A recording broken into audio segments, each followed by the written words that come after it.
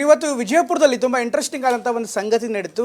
ಸಚಿವ ಜಮೀರ್ ಅಹಮದ್ ಖಾನ್ಗೆ ಮನವಿಯನ್ನು ಕೊಡೋದಕ್ಕೆ ಅಶೋಕ್ ಮನ್ಗುಳಿ, ಶಾಸಕರಂತ ಅಶೋಕ್ ಮನ್ಗುಳಿ ಬಂದಿದ್ದರು. ಪ್ರಮುಖವಾಗಿ ತಮ್ಮ ಕ್ಷೇತ್ರಕ್ಕೆ 1,000 ಮನೆಗಳನ್ನು ಕೊಡಬೇಕು ಅನ್ನೋದು ಅವ್ರ ವಾದ ಆಗಿತ್ತು.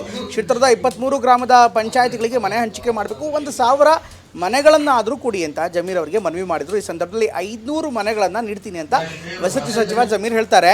ಬಹಳ ಕಡಿಮೆ ಸಂಖ್ಯೆಯ ಮನೆಗಳ ಆದೇಶ ಪತ್ರ ನೀಡಿದಂಥ ಜಮೀರ್, ಅಂದರೆ 1,000 ಕೇಳಿದ್ರೆ 500 ಕೇಳ್ತಾರೆ.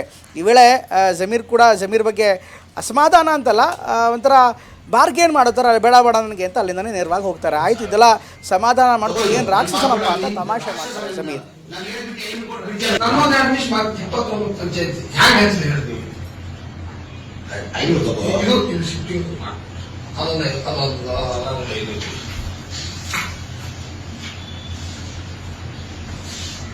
Ja, saya tanya.